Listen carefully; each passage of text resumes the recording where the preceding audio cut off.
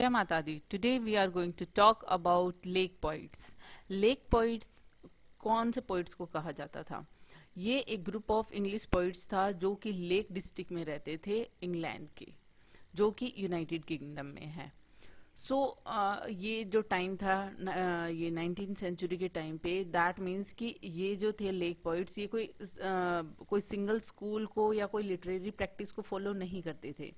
जबकि ये जो थे कि इनका नाम जो है वो लेक पोइट इसलिए पड़ा था क्योंकि एडिनबर्ग रिव्यू में किस तरीके से ये कहा गया था फ्रांसिस जेफरी के द्वारा कि उनको मतलब एज इंसल्ट ये चीज बोली थी कि उन्होंने एडिनबर्ग रिव्यू में फ्रांसिस जेफरी ने इंक्लूड किया था कि ये जो हैं रोमांटिक पोइट्स थे, जो हम देखेंगे जैसे कि विलियम वर्ड्सवर्थ हैं, एस टी कॉलरिज है और रॉबर्ट साउदे हैं।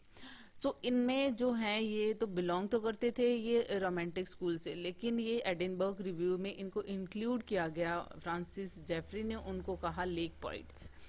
और साथ ही साथ में अगर हम बात करें कि जो ये लेक पॉइंट्स हैं तो इनका कोई मतलब जैसे ये कोई पर्टिकुलर स्कूल से तो वो बिलोंग करते नहीं थे, लेकिन इनको जो फ्रांसिस जेफरी ने जो यूज किया था वो इस तरीके से थी वो कि the school of winning and hypochondriacal points that haunt the lakes.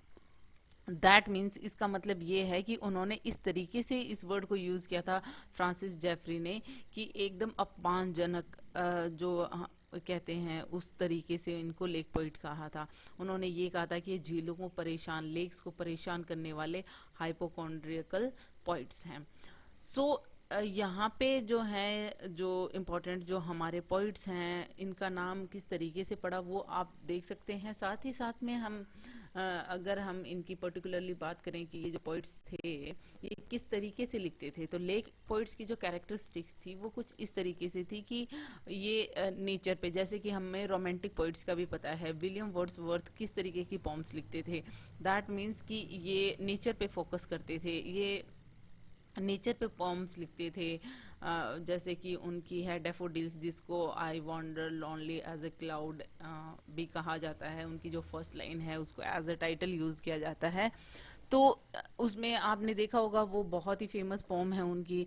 या इंडिविजुअलिज्म, दैट मीन्स ये आइसोलेशन में पोम्स को, मतलब जैसा कि विलियम वर्ड्सवर्थ ने लिखा है कि आइसोलेशन में वो बैठ कर किस तरीके से पेंसिव मोड में वो जो है वो पोम्स लिखते हैं।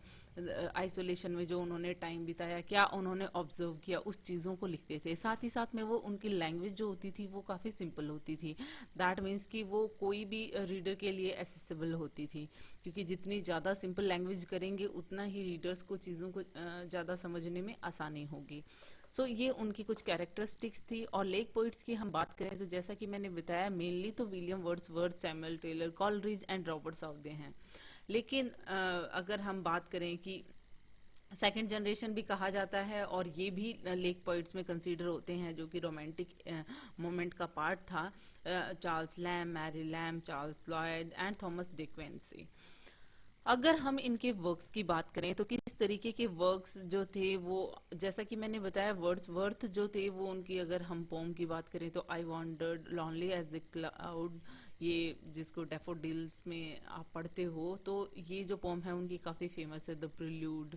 एस्टी कॉलरिज की हम बात करें तो rhyme of the ancient mariner, ये ज़रूर आपने पढ़ी होगी, कुबला खान भी पढ़ी होगी। और साउदे की पोम थालाबा द डिस्ट्रॉयर। इनकी ये कुछ फेमस पोम्स हैं और होप आपने इनमें से काफ़ी तो पढ़ी हुई होंगी। लेकिन आपको इन सब चीज़ों से ये तो समझ में आ गया होगा कि इनका नाम लेक पोइट क्यों पड़ा। साथ ही साथ में जो भी हैं इम्पोर्टेंट पोइट्स हैं वो आपको ज़रूर याद होंगे। और hope you like it. If you like it please hit the thumbs up button, please please please subscribe channel, put your views and suggestion in comment section. So thank you.